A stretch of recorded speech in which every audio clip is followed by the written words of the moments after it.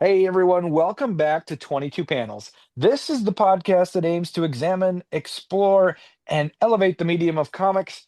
I am Tyler, and across the interwebs from me is Tad. Hey Tad, Hey, how's it was going? that I good? love when you do I love that you actually do the physical action even though we're not a video podcast. No, I mean it's for your benefit because you can see me. Yeah. Yeah, I always love it. I always love it. I get a kick out of it. It's funny. It's it's I it's it's fun. the daycare kids at our house tell me that on Spidey and His Amazing Friends, it's a cartoon show Hmm. that Miles Morales, Peter Parker, and Gwen Stacy all have different thwips. They all Oh, do their fingers differently, right? One of them, I don't okay. know I don't know the difference, but Well, we might have to watch an episode at some point and figure it out. yeah. So I'll do the Miles Morales thwip next time. Cool, cool. All right, so So, let's get into some news. yeah, Joe Quesada was at Angoulême Hmm. and did some more teasing of his upcoming Amazing Comics imprint at Mad Cave. Among the writers, we have Derek Kolstad, Hmm. who wrote and created John Wick and Yep. Nobody. J. Michael Straczynski of Babylon 5 fame and all sorts of fantastic comics. Stephen Paul Judd, Dark Winds and Echo, Christopher Priest, who we don't need to say anything about Christopher Priest. People who watch or listen to us before know how much we adore Christopher Priest. Yes. Garth Ennis, same deal. Ethan Sachs, who's done a lot of Marvel Star Wars stuff Yep. and also did Haunted Girl at Image. And Charles Dorfman, who wrote and directed Barbarians and was an associate producer of The King's Speech, the Academy Award winning movie. Yeah. Um, and then artists will include Esad Ribic, Ryan Stegman, Ronan Tulhat, who Hmm. is known most for his European books, Damon and Doghead, um, and of course, Quesada himself. So it sounds like I think I saw a quote from somebody um, about it being, is this it? Uh, yeah, Mad Cave Studio President Mark Irwin says, "Wait, Bendis Disney meets North American Comics meets Joe Quesada. I can't wait." And I bet it's truly amazing.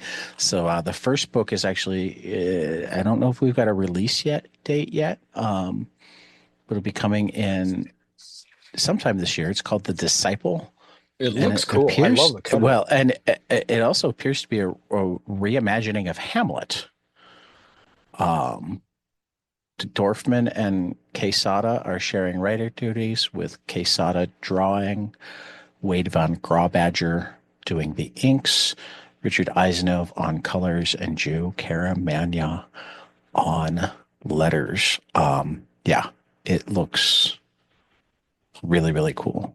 Actually, Quesada says it's inspired by Shakespeare's Hamlet. It's not just a retelling; it's a full-on expansion, building a world around the original story that's packed with history, intrigue, and all the drama you'd expect. That's awesome. So we have long been a fan of Shakespeare and comics, and For we'll be sure. getting some more.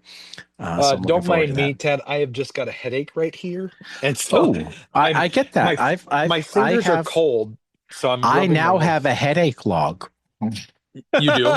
Tell I me, do. tell me off air about it because I am curious about what ailed you this week. Yeah. But Um, uh, Thankfully, my scare on Tuesday was only a scare. They've ruled out okay. all the major stuff, or at least seemingly ruled out all the major stuff. And so it was just a migraine of sorts. They're thinking it was like abnormal presentation of a migraine. Yeah. I Okay. didn't feel the pain, but I had a lot of the other effects. Interesting. Yeah, yeah. Okay. All right. But everybody else thought I was having a stroke until I I never thought I was having a stroke because I I was could tell just that going my to ask brain you was that. functioning. Were they stroke symptoms? Because I'm very cautious of Uh, that for uh, uh, myself. My brother just yeah, had a stroke. I mean, Uh, apparently, I mean, to me, it was I was having to sound out words. Um, oh boy. but particularly the first time that I was doing it because I didn't realize that I was going to have to do it. Um, there was a bit of a stutter to it too because it's like I'd just start the word over again because it's like why didn't the whole word come out? And it's like okay, let's do individual word sounds.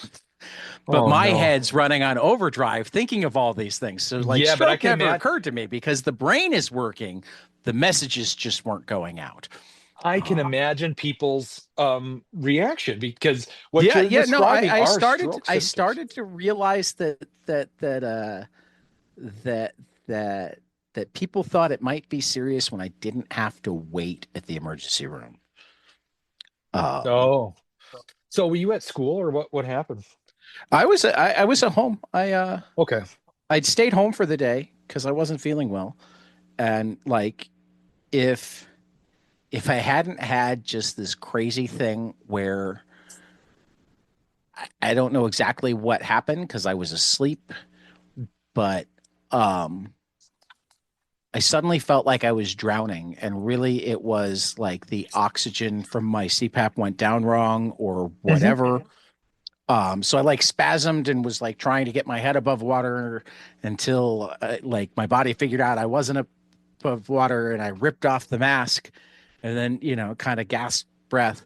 But Yeah. in all of that, I wound up sitting up and putting one foot on the floor. Um, and as I started to go, okay, I'm going to go back to sleep now. I went, oh, I need to go to the bathroom. Uh-huh. So I pushed myself up on the foot. And it's not too uncommon for me for that like first time getting out of bed, like I have to motivate myself through it. Okay, plant the foot, push, Okay. right? Where I have to like break it down. But then when I started to walk, I mean, and this part again, not too uncommon for me early in the morning where I'm like, okay, move the left foot. When I was moving the left foot, I was no longer holding in my brain, right leg must hold weight. Yeah. So it stopped Oh, and I fell against the wall. yep. So over like 5 minutes to get to the bathroom, I figured out, oh, I have to think about things. Anything I'm not thinking about, my body's not doing right. Right. You have to make a very conscious effort to do that. Which is Well, why one of the hard questions throughout the day was, well, did you have a headache at this point? And I kept saying, I don't think so. And Kelly was like, you told me you had a headache. And it wasn't until we were leaving and part of the headache came back that I'm like, I know what happened. I was holding so many thoughts in my head that the pain from my headache, there wasn't room for it anymore. I couldn't okay. think of my head hurts. I was too busy thinking of hold right leg firm, plant left foot. Yeah. Wow. Well, I'm glad you're okay. Because I never actually did figure out what the commands were for like balance. So I was also having to like hold a wall. And Um, then it turned out I had to speak through syllables, but also like so I'm like holding a sentence in my head mhm. while trying to figure out the word sounds to bring out one at a time to convey that sentence.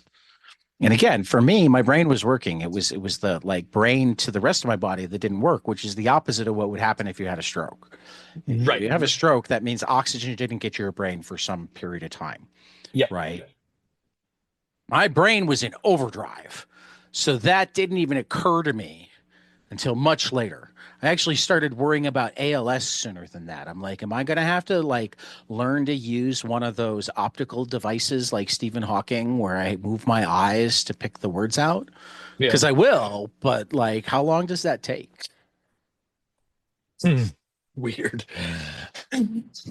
Oh, And then they took me for the chest x ray, and I'm like, chest X-ray. Why are they doing a chest? I'm like, oh, they think I'm having a stroke. This was after my CT scan. Yeah. Yeah. All of which is in like the first 40 minutes that I'm at the hospital. Yes.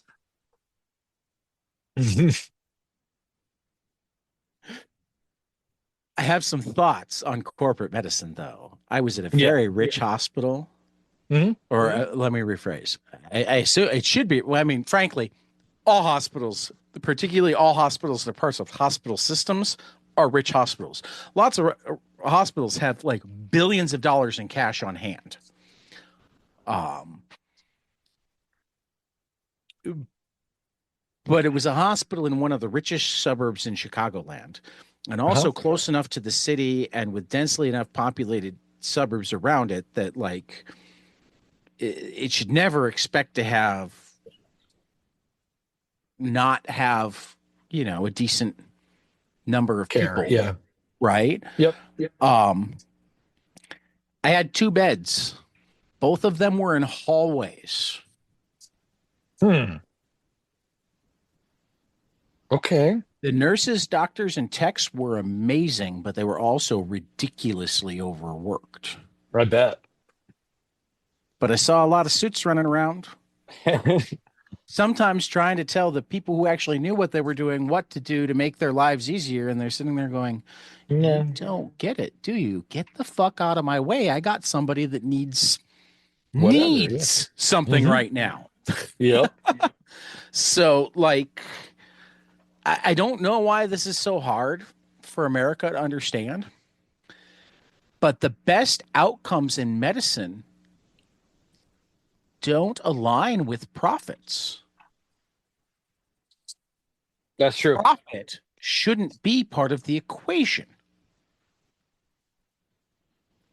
Yeah, I agree. If you want the best medical outcomes, profit shouldn't be part of the equation. Yep. And if you want to know anything about how dumb the people who are supposedly looking for profits are, I guarantee you that among the things that they want to do, just because there's data on more and more tests being ordered, is to have the expensive equipment in use as often as possible because they can charge a lot for it. I My MRI took 25 minutes, and then I Okay. waited there for 45 minutes until the transportation person could come pick me up. Oh, wow. So instead of running 3 MRIs, Yeah. they only ran one, Yep. because rather than having somebody getting paid probably $15 to $20 an hour just hang out for 25 minutes and then take me back, Yeah. he got sent off somewhere else and then wasn't able to come back, which also meant that nobody else was able to get an MRI. So for A want lot of of weight. for in order to save what, $7 worth of labor Yeah. and not allow a hardworking person to just cool his heels for a minute, Yep. they probably gave up $30,000 worth of revenue, Probably. at least 5,000. I Yep. mean, depending on what they charge, depending on what their deals with, Yeah. MRIs. I Yeah. mean, again, medical billing is kind of opaque because, like, if you're insured, you get to see what the official price is, but your insurance company didn't pay that. Yeah. Yep. But, but I guarantee that it was more than $7. Yeah. I I agree. guarantee it was 100 times more than $7. Yep. You know what I mean? Yeah. So they're not even doing the profit part very well. Right. I agree. Yeah, it's crazy. They're doing the shareholder part well, Hmm. um, because shareholders are often idiots too. But that's a whole different thing. We'll Hmm. find an excuse to have that conversation someday. We will. I'm certain I'll find the right comic to put it around, but not Oh, today. so Today fire we're aid. gonna we're gonna say that thankfully, uh, As of this morning, all fires in LA were under control. Yep. Hopefully that remains the case. Earlier this week, there was a benefit concert held split between the Intuit Dome and the Kia Forum to raise money to rebuild.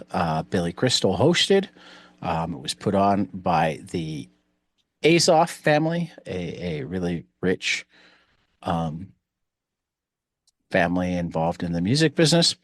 It included Billie Eilish, Earth, Wind, and Yep. Fire, Gracie Abrams, Jelly Roll, Katy Perry, Lady Gaga, Little Baby, Olivia Rodrigo, Pesa Pluma, Rod Stewart, Stevie Wonder, Sting, Tate McRae, Alanis Morissette, Anderson Paak, Dave Matthews and John Mayer, Dawes, Graham Nash, Green Day, John Fogerty, Joni Mitchell, No Doubt, Pink, Red Hot Chili Peppers, Steven Stills, Stevie Nicks, The Black Crowes, and in a unannounced appearance, Yes. Pat Smear, Dave Grohl, Chris Novoselic from Nirvana Yes.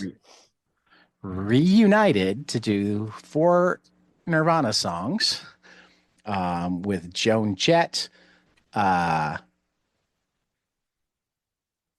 Kim Gordon. Violet, yeah, Joan Jett, Kim Gordon, St. Vincent, Yeah. and um, Violet Grohl taking the vocal duties.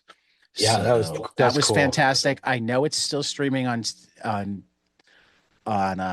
Disney Plus. You can donate money to the cause at fireaidla.org. Um, More comic centrics, but along the same lines, AWA Studios has launched Artists for LA, Yep. which is a month-long charity campaign on Zoop, auctioning off original arts, prints, signed comics, and more from people like Bill Sienkiewicz, Dennis Cowan, Allison Sampson, Mike Diodato. Um, yeah, so definitely take a look at those, and then because we're in a weird world, Yeah. just in time for the start of Black History Month, Yep. the Department of Defense sent out a memo that said, Identity Month's dead at DOD. That's quite the headline. Our unity and purpose are instrumental to meeting the department's warfighting mission. It's not the Department of War anymore, it's the Department of Defense, but that's Whatever. Yeah. efforts to divide the force, to put one group ahead of another, erode camaraderie, and threaten mission execution. Does celebrating How? heritage really put one group ahead of another? And if we rename any bases for Confederate generals, I Yep. want them to also think of that. Going forward, DoD components and military departments will not use official resources to include man hours to host celebrations or events related to cultural awareness months, including National African American Black History Month, Women's History Month, Asian American and Pacific Islander Heritage Month, National Hispanic Heritage Month, National Disability Employment Awareness Month, and National American Indian Heritage Month. Service members and civilians remain permitted to attend these events in an unofficial capacity outside of duty hours. Left out of the memo, but in the revised guidelines from Fort Meade, Yep. also Martin Luther King's birthday, Holocaust Remembrance Day, Army Heritage Month, and Juneteenth, Yeah. and Women's Equality Day have also been listed as things that the Department of Defense will not celebrate because it will threaten unity. I guess. I mean, I Yeah. Ken Klippenstein with the reporting on this. Um, which you saw that and you're like, but I saw this morning, and we do. The Donald was kind enough to give us a proclamation of the National Black History Month. Yes. Apparently, in his eyes, the four most important American Black heroes are Frederick Douglass and Harriet Tubman. So we'll give him some Yeah. credit there. But then Thomas Sowell and Justice Clarence Thomas, who are the two most vocal Black people against affirmative action. I don't know enough of Sowell's history to guarantee that he benefited from affirmative action, but Clarence Thomas certainly did. Um, I mean, to not even have Thurgood Marshall, who, Thomas replaced on the Supreme Court. Right. It's bizarre. I But this also, we should not forget the achievements of American greats like Tiger Woods, who have pushed the boundaries of excellence in their respective fields, paving the way for others to follow. uh, Um, wow. First, I don't think Tiger was the first Black golfer. Nope. There haven't been a lot of Black golfers. I will give you that. I Yeah. don't think there have been significantly more because of Tiger either. Nope. No, no, it's a I mean, white I guy guess his sport for sure. son is now golfing. Yeah. Yeah. And because, it needs to be about him. Yeah. This National Black History Month, as America prepares to enter a historic golden age, I want to extend my tremendous gratitude to Black Americans for all they have done to bring us to this moment and for many future contributions they will make as we advance into a future of limitless possibility under my administration. Yeah. Why is administration capitalized? That's weird. Well, because Uh, it's special. it's special. Okay. Uh, mm,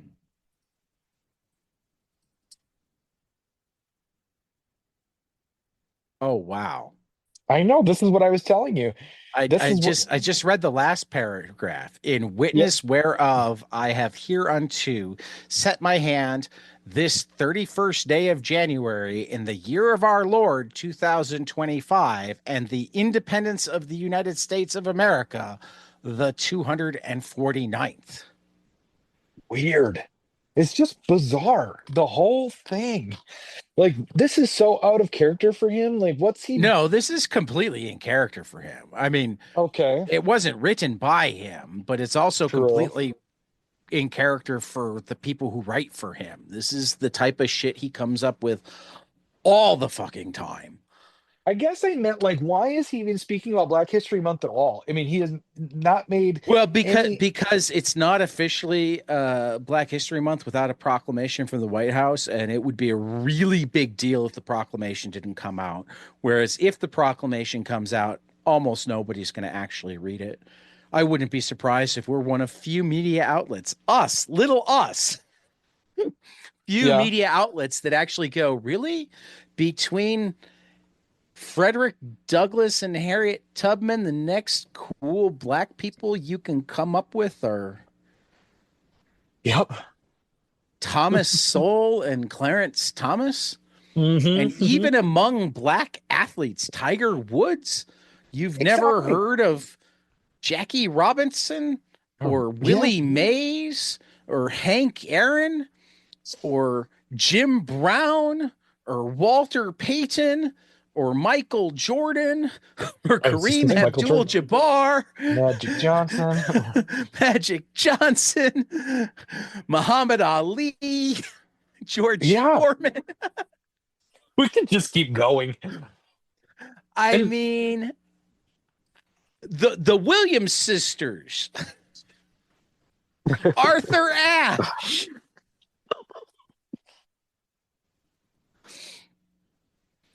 Uh, uh, I mean, I think the only thing weirder if he who's there's like one Black NASCAR driver. The only Oh, thing I weirder wouldn't know would that. have been if that was the one that he'd chosen. Funny. Well, so Oh, there's that. yeah. Can you believe that he's only been in office for not even two fucking weeks? Nope, nope, nope, nope. It's been something like 12 days, right? And the We amount of chaos, Ted, between the last time you and I spoke last Saturday to today is off the charts. Not to mention we the have helicopter crash. 206 more weeks of this. I know. I mean, the least of which is this helicopter crash that he's blaming on DEI policies. And please don't let anybody notice that I froze hiring, even though it was pointed out to me almost immediately that one of the places that we really need to hire is air traffic control. And, Yeah, they're among the places that we should be exempting from any hiring freeze because it's important. And please, please don't do any history lessons to discover that the biggest reason that we have labor issues at air traffic control yeah. is because some guy named Reagan decided Might have to heard of him. fire 17,000 of them at once, Yeah. which anti-union people love because it broke unions. It showed who's boss. Hmm. But it was like 20 years before we managed to like get up to Come the back from it. staffing Yeah. level that we were at in 1980. And like we have way more flights than we had in 1980 by 2000, and we have way more flights now. So I mean, we have been understaffed for air traffic controllers For for the 45 better years. part of 40 years now. Yeah. It's just bizarre. I know I keep Yeah. saying that word. I feel like when the Large Hadron Collider had a malfunction a few years ago, we probably entered into some kind of Twilight Zone. Maybe, Uh, maybe. uh,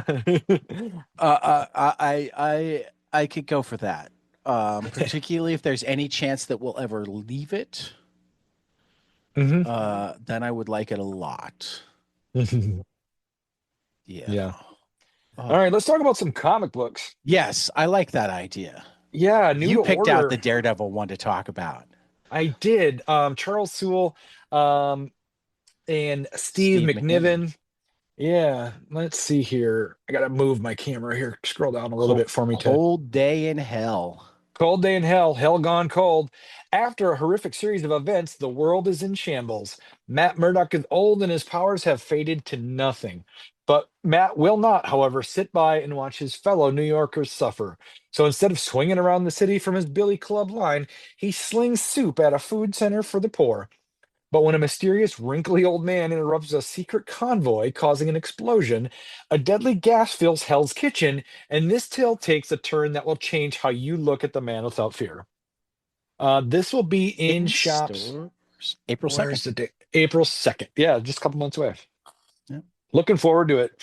I haven't read Charles Sewell since his Star Wars stuff, but No. He had a good run on Daredevil. I liked his Daredevil run. okay. So it's a All return to right. Daredevil for him.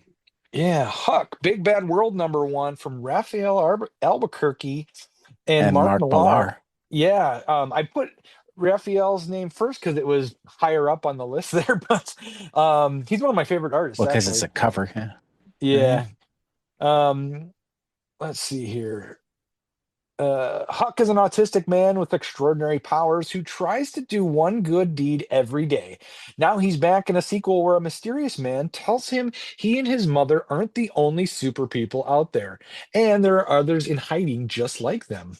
This is going to be a six-issue series from uh, Dark Horse. Dark Horse. Yep, Dark Horse going to be in shops on May 14th.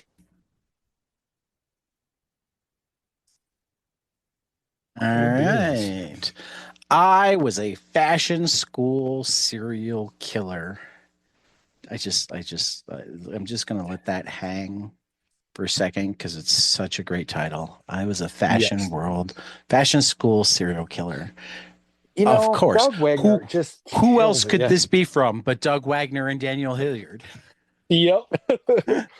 Rennie Bethany has just been accepted into New York's most prestigious fashion school. Her designs are daring, edgy, and singular, and made of human flesh. Did we forget to mention Rennie is a serial killer who simply wants to be a fashion designer instead? Stupid, pesky, murderous urges. In stores March 10th. And we're going to have to reach out to Doug Wagner again. Definitely. Hey, can I interrupt for a second? Sure. My daughter just brought me this book, Ted, and I wanted to see Which if you one? could help me remember where I got it. It's from Mark Chiarello, and it's got a little note inside for Oh, me, yeah. He and sent she he found sent it us in her both copies after he was on on the Alien show. to Okay. Zombie. Yeah. Yep. Yeah. Yeah. Okay. It was in my He sent daughter's one to bedroom. me for my grandkids and one to you for your daughter. So she just brought it to me going, Dad, I think this is yours. Because it has my name well, because it has my Right. name, Right. in it. So cool. Okay. Well, now I remember where it came from. All right, what do we So got up next? Moonshine Bigfoot, #1 from Zach Howard and we Mike. talked about the Kickstarter on this. We had Yeah, and Clara Mike Marlowe. and we had I know did did all of them come? I know Clara and Steve were. Was it Zach or Mike that came, or did they both come?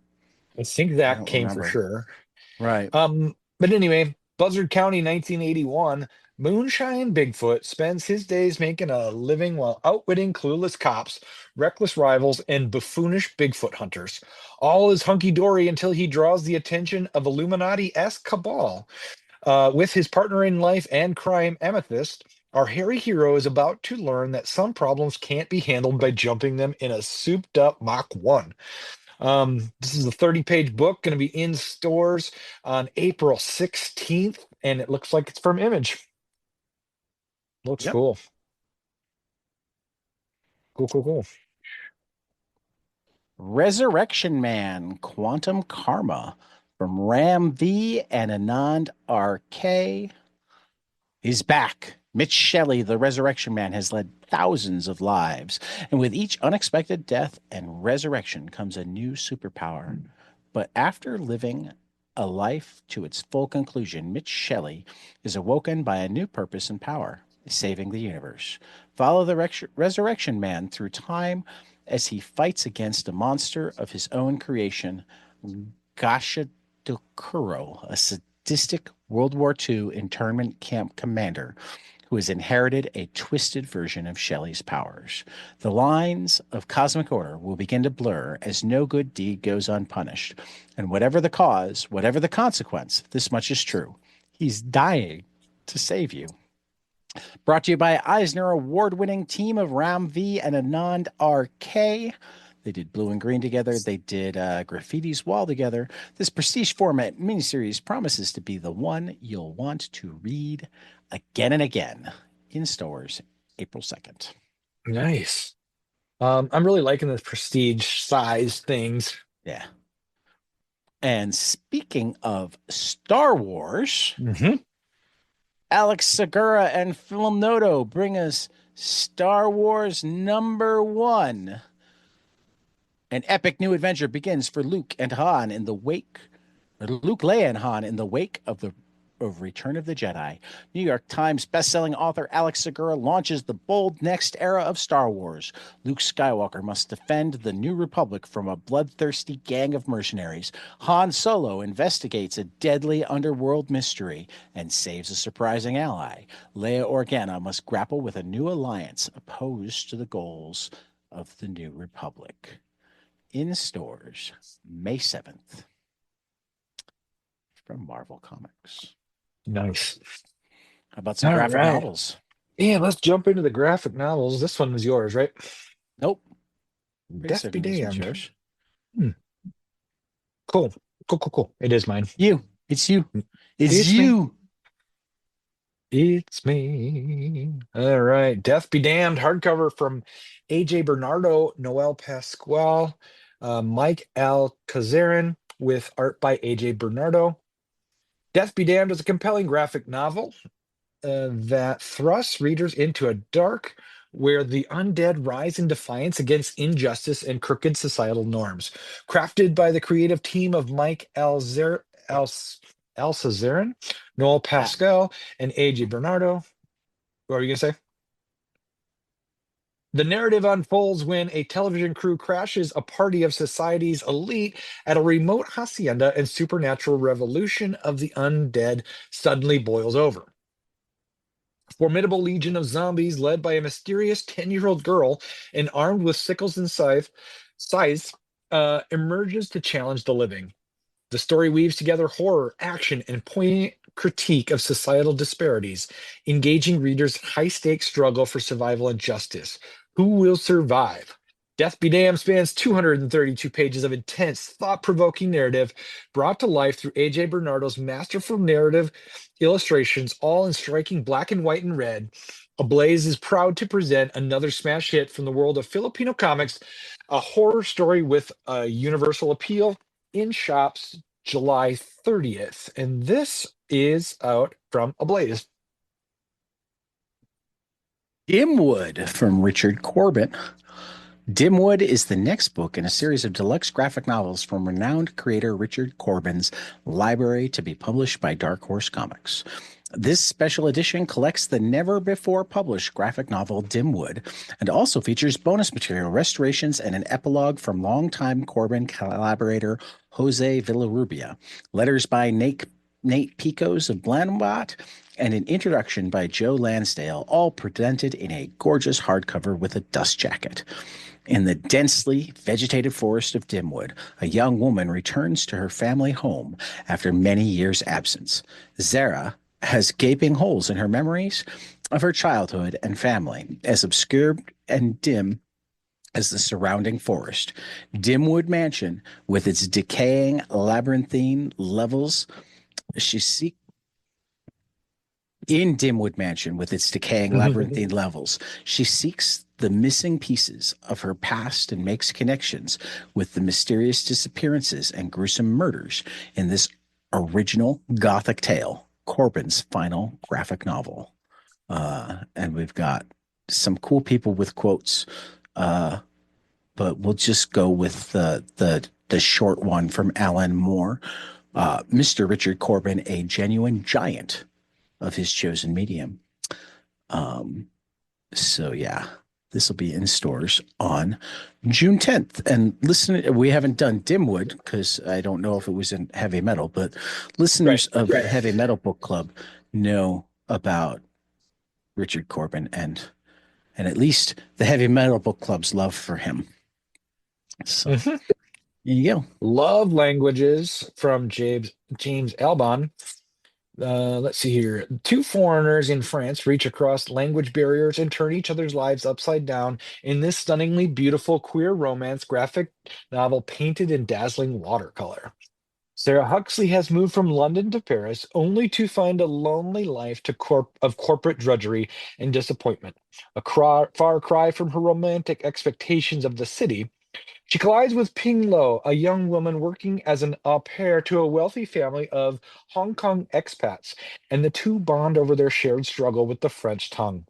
In museums and markets, over text messages and translation apps, Ping and Sarah slowly begin to learn each other's languages, communicating in rich and ever shifting blends of English, French, and Cantonese. As their friendship blooms, so does their private dialect, a personal linguistic patchwork, a shared secret just for them. But when their feelings for each other start to deepen, they discover that the simplest words to translate can be the hardest words to say. In this sumptuously painted pages, award-winning graphic novelist James Albon presents a dazzling love story about cross-cultural connection, the bewildering sensation of feeling one's brain rewrite itself, and the intoxicating rush of the foreign becoming familiar. This is going to be in shops on May 6th, and this is out from IDW Top shelf. and Yeah. Top Shelf. Yep. Yeah. Yeah, this looks great. It does. I'm just Cool stuff. Yeah. All the crap that's been going on this week towards LGBTQ members, I want to do everything I can to support Yep. them right? And Be an ally for just humanity, but like humanity is more than white and male. thank you. I I White feel and male so, humanity has its allies. Doesn't you know, actually need that much help. it's sad, but I feel disgraced to be a straight white male right now. Yeah. I Please don't do. I associate me with my gender and pigment. Yes, exactly.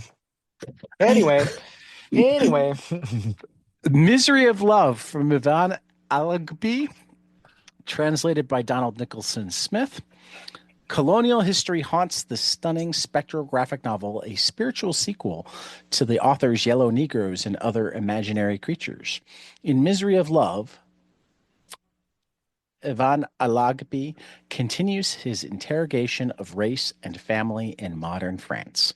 The book focuses on the dreamlike memories of a woman named Claire who is spending time with her family for her grandfather's funeral. Alagby shifts between narratives of the family, all haunted by the legacy of France's colonial subjugation of Africa. Alagby works in stormy grayscale washes, using comics, as he puts it, as a sacred dimension which celebrates, questions, and perpetuates life. I believe that life is not damnation, but grace. This is another ambitious, devastating masterpiece from one of France's best contemporary cartoonists. In stores May 13th. the cover for this really reminds me of the book we're going to talk about today. Yeah, Um, the art style. it's got Doesn't it? it's got some feel for that. Mm-hmm. This one's All you, I right. think. Rebus, from Irene Marcaccini and Carlotta Yeah. Dicataldo. For Yeah. fans of Nimona and Snapdragon comes an exquisitely drawn medieval story about the friendship between a runaway child and a mysterious witch. Born with paper white skin, Martino is an outcast. To the villagers, albinism is more than a curiosity, it's a curse. Bullied and shunned, Martino seeks refuge in the deep woods and finds it in Viviana. Powerful and beautiful, Viviana belongs to a sisterhood of outcast women. Martino is welcomed into the fold and drawing on the magic of the forest is reborn. In Rebus, Italian duo Irene Marchesini and Carlotta Di Cataldo deliver a medieval fantasy steeped in mystery, a haunting and hopeful tale of transformation and found family. This is in stores April 2nd from First Second. Scoop, Volume 3, from Richard Ashley Hamilton and Pablo Andres. While visiting Cuba with her mom, Sophie Cooper, former WMIA 7 intern and current paranormal expert, is haunted by visions that reveal past mysteries and point to future trouble, like a murder on a Miami movie set and strange creature sightings in the countryside. The only way to help? Why unearth a crashed UFO, of course. In stores on April 9th from Maverick Mad Cave. Very cool. The cover is split. You guys can't see it, but it's split between blue and red tones, and it's Yeah, really cool. yeah, Um, yeah. all right, collections now. Now, I think this is the last one that we're calling a graphic novel. Is it? Did I miss it? Yeah. Oh, yep, I scrolled too fast. True War Stories trade paperback. Oh, it's not even the Uh, last one that we're calling. Yes, yes, it is the last one we're calling a graphic novel. Yeah. okay. Sorry. From Alex DeCampi, Kai Krunbar, and Peter Krause, PJ Holden, Ryan Howe, Dave Acosta, Skylar Partridge, and various others. 15 true, did I say the title of this is True War Stories. 15 true tales of American service people overseas are brought to life in graphic novel form, from the hilarious and the heartwarming to the heroic. True War Stories focuses on the individual experience of people on deployment, the stories they want to tell. Nearly every branch of the military is represented, and the stories are told by a mixture of active duty and retired soldiers. This isn't about politics or American foreign policy. It's about the people in uniform who tend to be forgotten in all of that. Viet Cong sappers attack a fuel point, only to be foiled by a very alert German shepherd. A young airman copes with post 9/11 paranoia in Okinawa. A team of SEALs rescue a kidnapped girl in the Philippines, And army interpreters in Iraq battle their toughest foe, the rats infesting Saddam's palace. All profits from the book will be donated to service-related charities, which is awesome, chosen by our contributors as personally meaningful to them. Objective Zero Foundation, Air Force Assistant Fund, the USO, Armed Services Arts Partnership, Pause and Effect, and the Special Operations Warrior Foundation. This is going to be in shops April April 30th. 30th. Yep.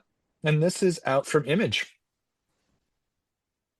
Very cool. Especially, we're talking about military a little bit ago, and with Pete Hegseth taking over, the Department of Defense, we really need some Some people to happy. understand exactly like what this means for the people who work for him, Yes. maybe. Yeah. Just Anyway, guys, buy the book. yeah. It's awesome.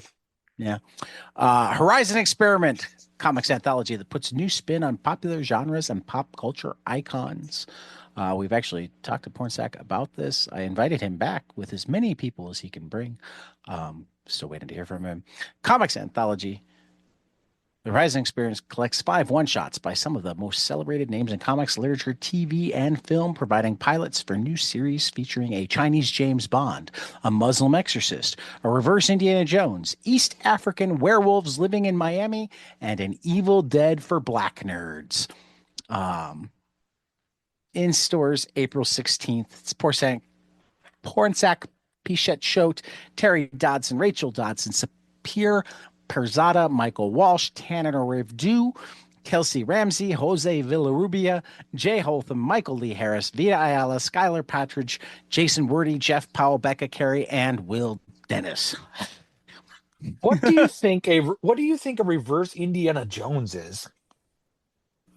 I don't have to think. I've read it. It's amazing. Okay. She steals artifacts from museums and takes them back to where they belong. Okay. That's cool. Okay. Okay.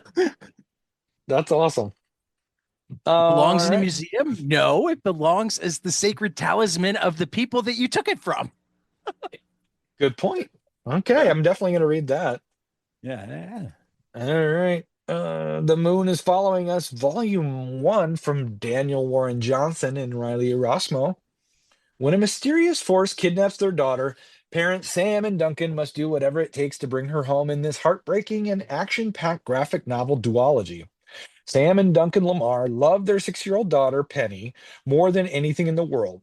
But half a year ago, she was taken by the Cascade, an evil force they barely understand. Now Sam and Duncan must fight side by side with the magical beings Penny cherished to try and get her back before she's gone forever. This will be in shops on April 23rd, and this is Image. Yep. Image Comics.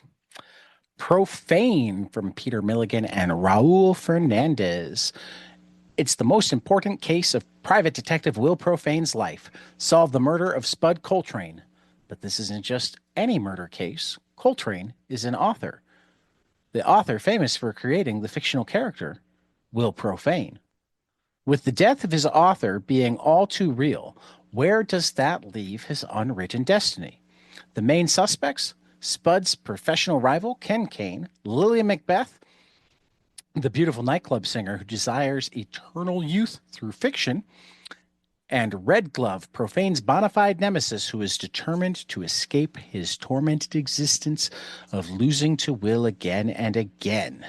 However, even if each suspect gets crossed off the list, a wild card connected to Coltrane from the world of nonfiction could end up as the fly in Profane's ointment if he's not careful. Discover the reality shattering mystery thriller from legendary writer Peter Milligan and veteran artist Raul Fernandez, walking the thin line between reality and fiction from Boom Studios in stores on April 29th. I loved this series. This series was so Yeah, much fun. that's cool. Let's see here. Seance in the Asylum. This is part of the Seance in the well, I don't know why it says that. Part of Seance on the Asylum.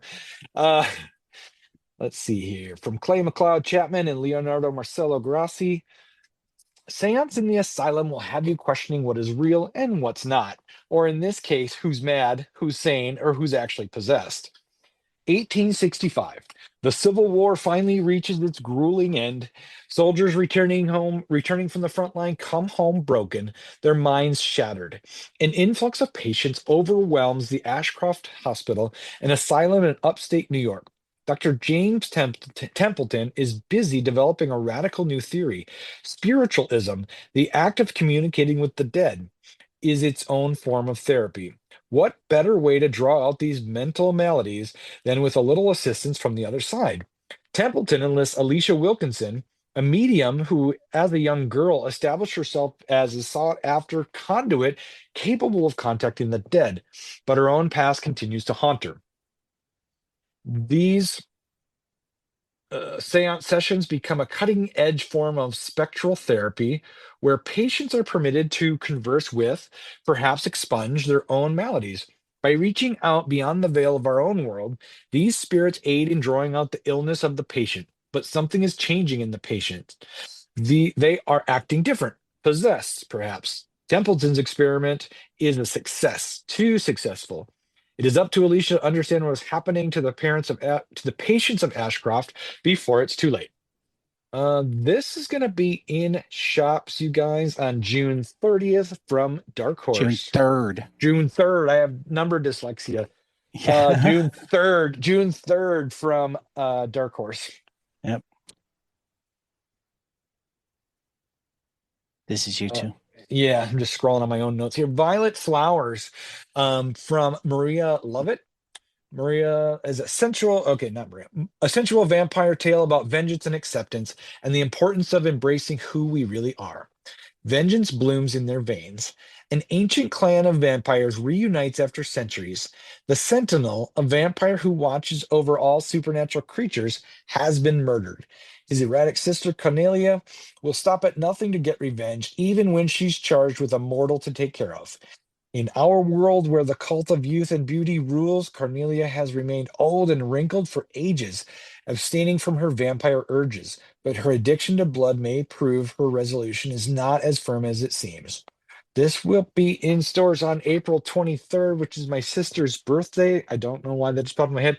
And that's Image Comics. Well, there you go. You got a perfect birthday present for him. Oh, no, we don't talk. Oh, well, No, we've been estranged for years. well, this is your olive branch. Okay, okay. Wonder Woman Historia, The Amazons from Kelly Sue DeConnick, Phil Jimenez, Nicholas Scott, and Jean Ha. Millennia ago, Queen Hera and the goddess of the Olympian pantheon grew greatly dissatisfied with their male counterparts. And from their sight, they put a plan into, and far from their sight, they put a plan into action. A new society was born, one never before seen on Earth, capable of wondrous and terrible things, but their existence could not stay secret for long. When a despairing woman named Hippolyta crosses the Amazon's path, a series of events was set in motion that would lead to an outright war in heaven and the creation of the Earth's greatest guardian. Legendary talents Kelly Sue DeConnick, Phil Jimenez, Jean Ha, and Nicholas Scott unleash one of the most unforgettable DC tales of all time in stores on June 3rd. Looks awesome. I love the cover. All So right. some final order cutoff. We've got Art Wars from Pow Pow, our intergalactic warfare in 10 repeating panels. We have Black Cloak, Volume 2 from Kelly Thompson, Meredith McLaren at Image. I'll talk more about that in a little bit. We have the first issue of Blade Forger from the Miranda brothers at Mad Cave. Sword and Sorcery. We'll leave it at that. Yeah, it looks cool. Fish Flies from Jeff Yes. Lemire. The hardcover is on final order cutoff for February 10th. If you want your beautiful hardcover copy of Fish Flies, which was such a good story. Mhm. From Svein at Pow Pow Comics, Going Under. They say depression feels like drowning from the inside. Welcome to the aftermath of a mental breakdown. Uh, again from Pow Pow. That's on my list. Hmm. Monkey Might, the summer batch, volume or issue one anthology is back for 5 new issues from the creator of The Boy Wonder. Going on vacation? How about a hellish African fantasy island run by a corporation selling cans of monkey meat? Enjoy summer vacation format with 2 tales, games, and double the excitement. I like that. Double the. Yeah. Our Moybridge biography from Guy Delisle. Plastic Death and Dolls from Doug Wagner and Daniel Hilliard. We just talked about them. They're crazy. They're fucked up. It's amazing. Yep. If you miss the single issues, the trade paperback final order cutoff is February 10th. Get your orders in today, as well for Student Government from Dave Justice, Lila Sturgis, and Joe Eisma from Maverick. So YA book. And Tedward from Josh Pettinger is being collected in a nice Fantagraphics volume. Wednesday Comics reissued for the first time Hmm. in a while in a nice big hardcover edition. That is going to be awesome. I can't wait to get my. How much is that going to be? Oh, 75. 75.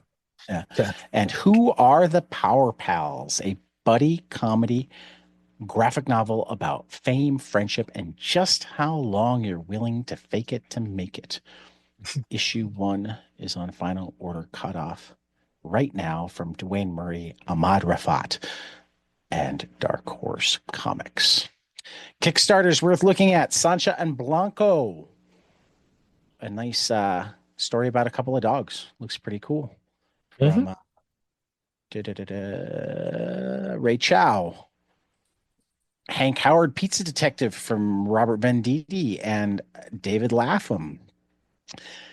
I Dragon Trilogy from Juan Jimenez. This looks beautiful. Hmm. Another heavy metal alum. California Inc.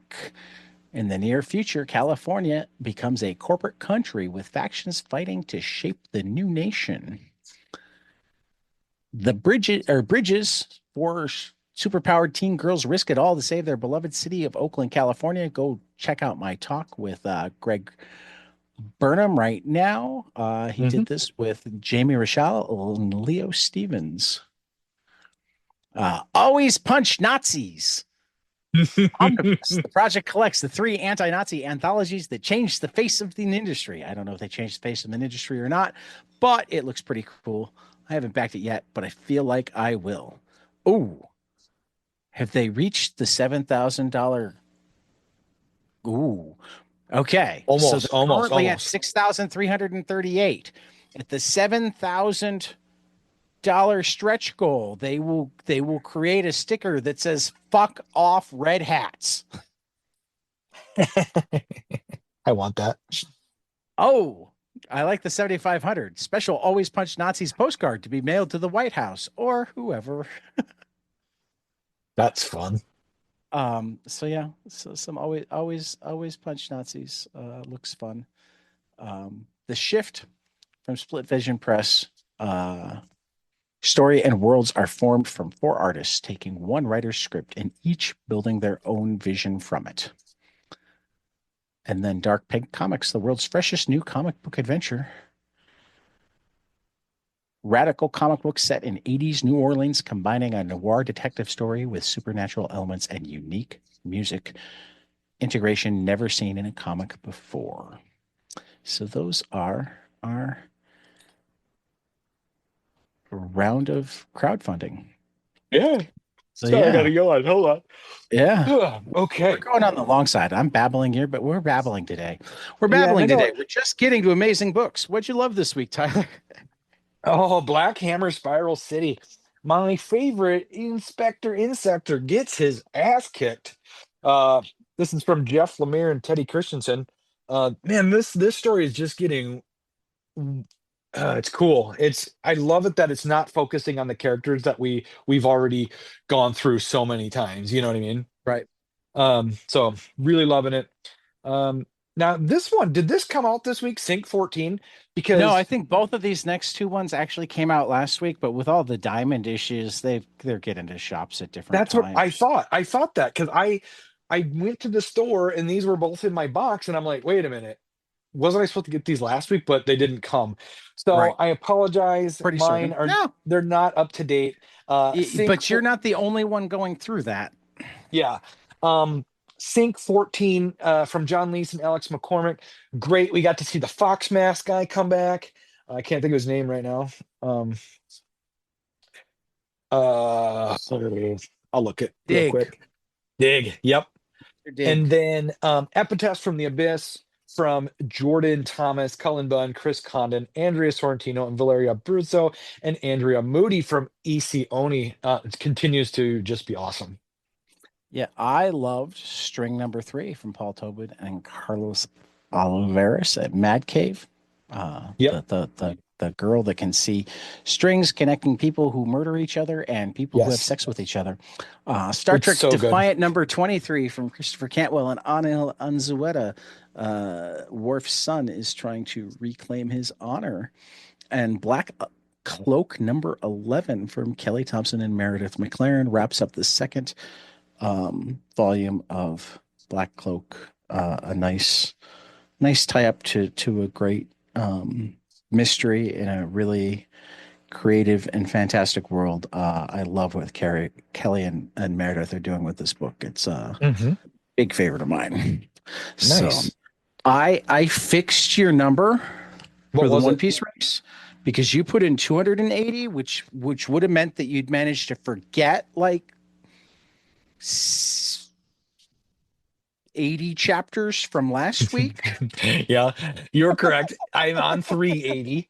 Um, I mean, thanks for having my back because I would have looked like an idiot.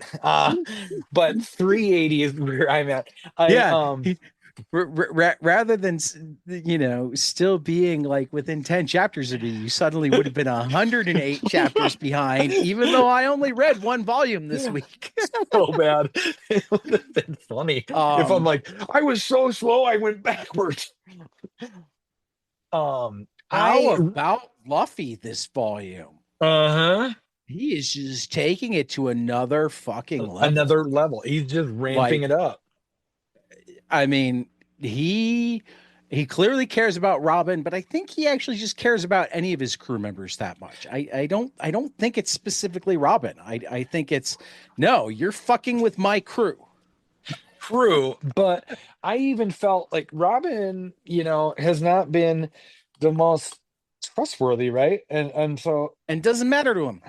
yeah, I know. And that's just Through his family and he loves them unconditionally and like yeah,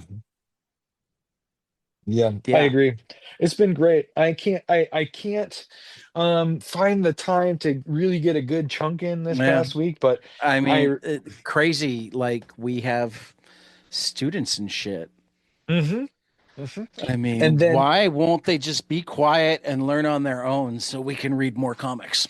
well, luckily for me, I don't have to grade a lot of papers. I That give them is a grades on their bonus. I projects. don't Yeah, either. yeah, I know you don't. I don't. I grade their projects, so it's a lot easier. I don't have to read stuff. I just have to look at Right. their, do a Right. visual grading. Well, Um, I mean, so I have an idea for you. okay. And the way to make this work is forget D's and F's entirely. And Okay. then just put a dartboard together that has a third of it is an A, a third of it is a B, and a third of it is a C. And anytime you see a picture, just toss a dart and go A, B. Yeah.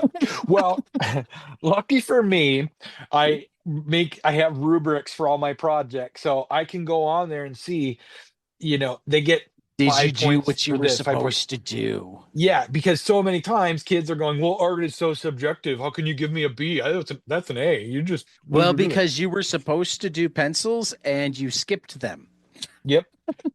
And because it's supposed to be color and it's black and white. when I was working with my seventh graders, we're working on shading an apple, right? And so Right. I want to see 5 tones of gray, and white counts, white and black count, right? Right.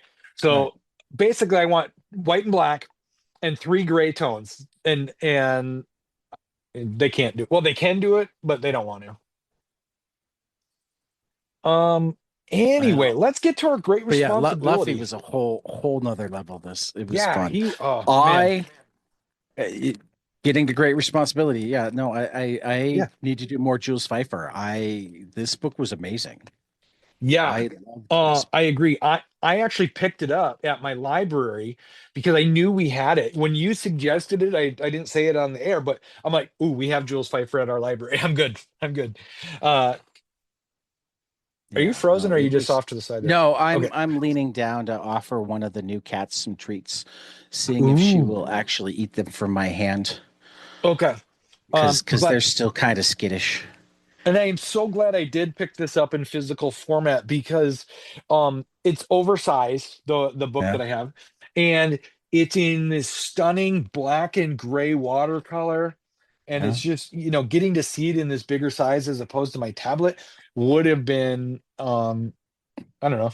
Well, and the Mm, story itself is amazing. yeah. I don't want to. I want to see if your head goes the same way. There is one currently working artist that I kept going, oh, this is so much an influence on blank. And I Oh, meant it from both a writing and an art standpoint. okay.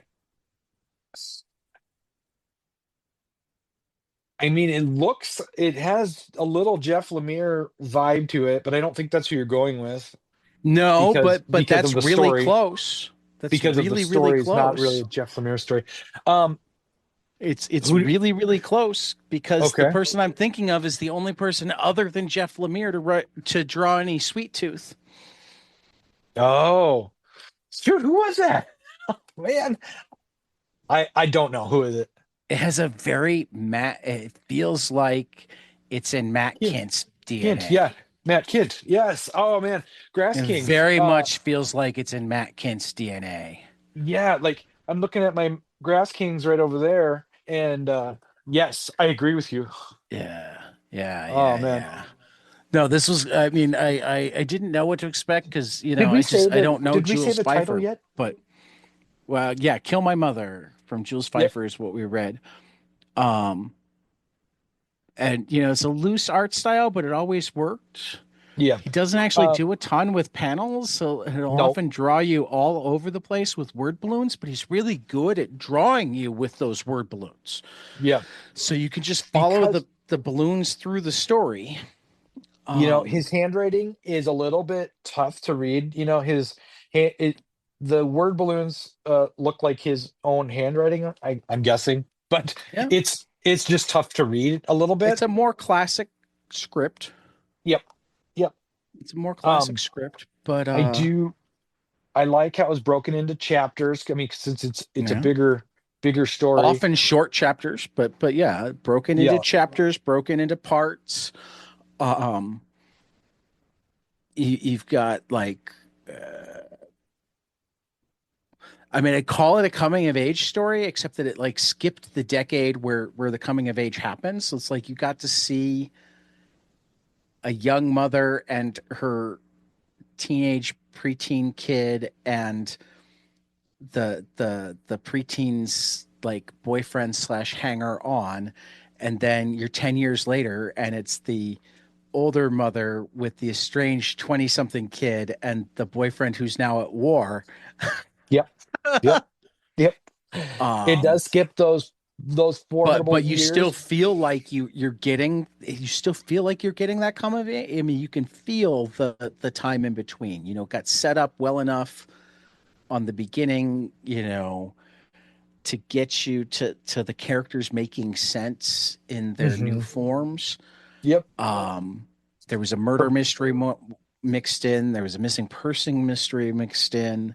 Yeah. Um, Not that I want to the, give the, Neil Gaiman any credit because I mean he's got his own problems right now. Not at the But moment, but uh his quote on the cover is a frenetic, funny, heartbreaking, intrinsically plotted, glorious story, as good a book as you are likely to read. And yeah. that kind of I hits. mean, for that matter, it really stuck out to me the like first chapter of part two, Okay. where you're hearing, well, reading, but you're hearing the radio drama, Yep. but you're hearing it while you're seeing the visuals from the jungle in like the Philippines. Yeah, that's It cool. was just crazy. And I Hmm. really didn't need that breaking news right now. Apparently, Elon Musk and his people now have access to the federal payment system. Yeah. Yep. That happened a little bit earlier. Um, while I was working at the library today, I've been Okay. Yeah, I keeping just abreast of got all a this. news alert. Yeah. Yeah, it's scary, man. They're taking control of Medicare and um Social Security, right? Or at People are least gonna, they have the ability to. and they're not gonna just sit there and look at it. They got No. plans for that money. Well, to be honest, you know what I'm most worried about? What? This also means they can overpay themselves. Oh yeah. I mean, don't get me wrong. I'm really worried about payments not going to people that they're going to, but I don't Yeah. think it's going to save money either because I'm really worried about embezzlement. I don't trust those guys Exactly. further than I can throw them. Oh, 100%. This isn't about saving money. This isn't about, none of it is about No, firing all it's these about people. access to the biggest piggy bank in the world Exactly. Yes, yes, yes. because Oh, it's not good enough to be the richest guy in the world. no. What my wife and I were talking about this yesterday. Why doesn't Elon just go anywhere in the world and set himself? I mean, he'll never work through all that money. What does he That's need to? exactly what he has done. He chose the United States and he's setting up his island. He's getting us into the position where we will be his humble, servile servants.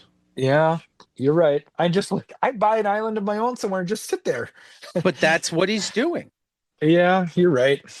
I mean, you and I, we think small. We think a nice desert island with a nice climate Yep. and either no servants at all or like a handful of people that aren't even really servants. They're really well paid to help us with like I'd have a essentials would be really nice. In his mind, Yep. he needs to be able to do whatever he wants, whenever he wants, wherever he wants, with whomever he wants. Yeah. And they need to be beaten into submission to the point that like um they'll feel grateful. Hmm. I agree. Yeah. Ugh. Anywho, that was "Kill My Mother" by Jules Feiffer. Uh, we got to do more Well, Jules. and now He's a the good writer. tariffs have officially gone into place. Uh-huh. And So this time next week, the stock market will have fallen again, again, I don't know and food exactly how prices much and gas prices will be significantly higher. Trudeau is planning to hit back with his own tariffs, Yep. and it's going to be really high. We are just going to Well, collapse. and he is actually smart about it. He's going higher on specific things that Canada doesn't even need, but True. just enough to piss off Trump supporters. Florida orange juice is top of their list. Funny. Mind you, you can get orange juice from California. That's true. Oh man. Yeah. The Wall Street Journal, just a Hmm. bastion of liberal thought, we all know. um, Okay. I was like, what? actually called this possibly the dumbest trade war ever. Yeah. If you can't get the Wall Street Journal to back you on things that will be good for billionaires, you need to think about what you're Okay. doing. So, this war on fentanyl, I get I get that, but like this isn't the way to do that. Yeah, I mean, among other things, with fentanyl in particular, I don't know how clear it is how much of it is coming from over the borders. Um, Exactly. From what and I I'm knew. I'm Yeah. pretty certain that I mean, because it's a synthetic substance, I'm pretty certain I haven't like dug into it yet, but we've had similar issues in the past. Yeah. I would be willing to bet that like significant portions of um the ingredients come from American pharmaceutical companies. Right. So, um, we might actually be able to cut down on it by regulating our own. Yeah, True. because the first fentanyl was actually yeah, Fentora, fentanyl bucala tablet. Each tablet contains, yeah. So I mean, it starts from an FDA approved drug. They just made it stronger. And mind you, I have seen reports that actually the biggest reason that fentanyl deaths have gone down significantly in the last year is Uh-huh. nothing that Congress or the Biden administration or the short Trump administration has done. It's that, go figure, it's not actually good for drug dealers to kill their clientele. To kill their So clients, right? the people working hardest to make fentanyl not quite so deadly have been the people making it. Exactly.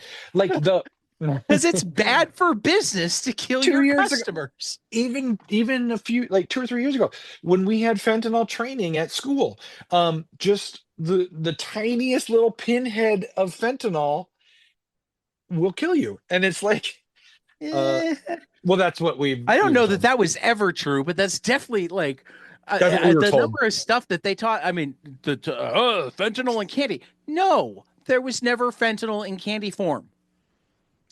No, Why? Where is the profit in that? I agree. Fentanyl is not coming across the border for evil purpose. I mean, I'm not saying that it's a good thing, but the only evil that it's involved in is capitalism, illegal capitalism, but capitalism nonetheless. It's money. You're right. There's no profit in killing people with their Halloween candy. Yeah, it doesn't make sense.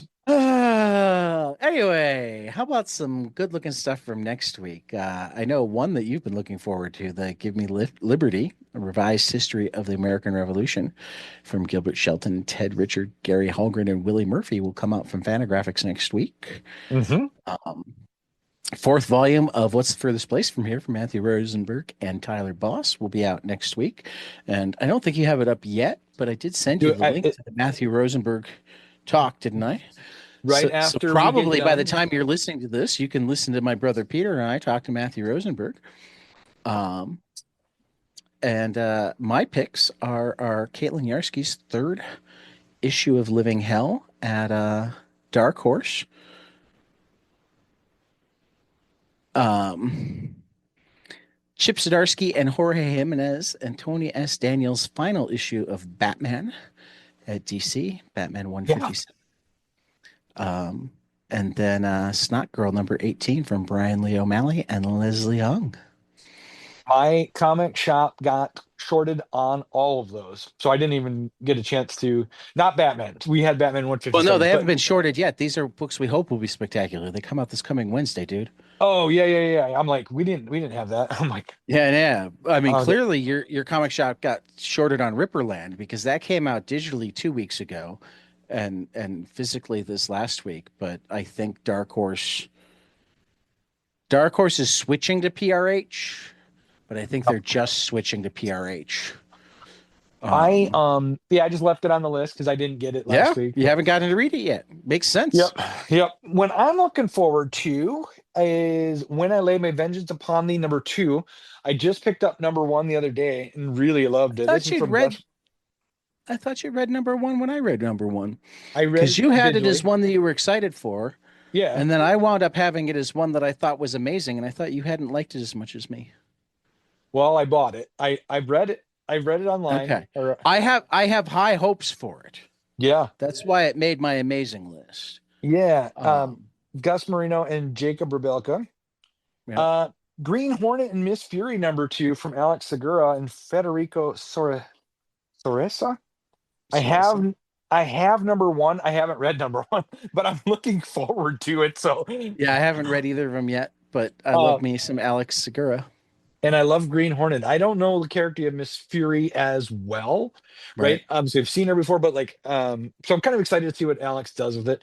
And then right. Ripperland #1. I've been waiting for it. I should just read it online. John Harris Yeah. Dunning, Steve Orlando, and Alessandro Oliveri from Dark Horse. The first issue is definitely a setup issue. So I don't know if I loved the first issue, though I Okay. can definitely see winding up where I love it. I do Yeah. love the concept that post Brexit, England fell so far that they essentially turned themselves into a theme park for American tourists. Wow. So they're Victorian again because they're a theme park for American tourists. Oh, funny. Yeah, yeah. Cool.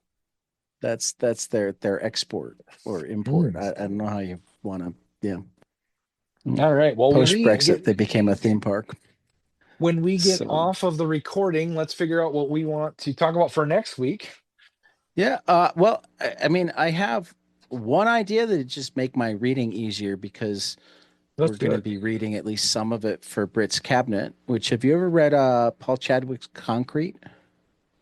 No, but I'm looking at it right now. I'm gonna look it up. Paul Chadwick. There's 7 volumes.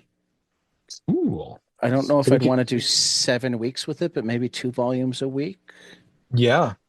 Well, yeah, it looks awesome from And Dark they're on Horse. Hoopla. Okay, came out in the 80s, huh? I hadn't even heard of it. Started in the 80s. Yeah, I've heard of it, but I've only read some of the short stories. I haven't read much of it. Okay, I'm down. Okay, so we'll do concrete. Okay. It looks Um, cool. The cover I'm looking at for the complete concrete has got a rock guy in yeah, his face, yeah, it's yeah, cool. yeah.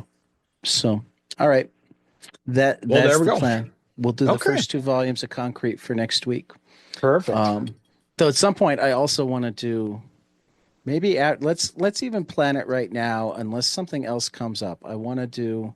Let's spend 3, maybe 4 weeks with concrete, but then I Hmm. really want to do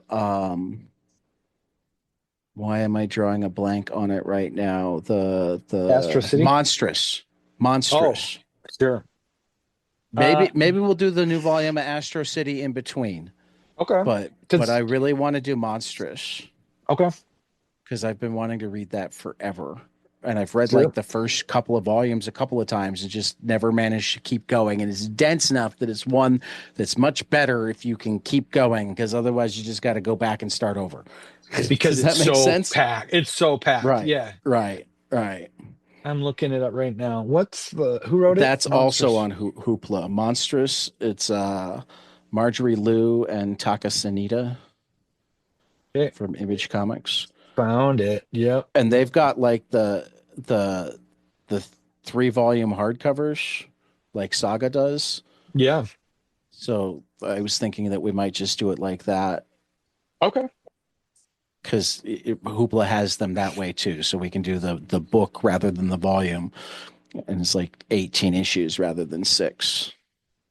Okay. Cool. So I'm yeah, down. there we just planned out probably the rest of the school year, barring That's barring true. anything where we go, hey, we But need to do this. between Concrete and Monstrous, and then a little bit Right, of Astro uh City. Astro City, probably an issue of the manga we've been reading. I'm drawing a I don't know if blank. Asadora will come out Isadora. before the end of the school year, Okay. but yeah, Maybe this summer. yeah, yeah. Okay, Well, cool. it'll work out well.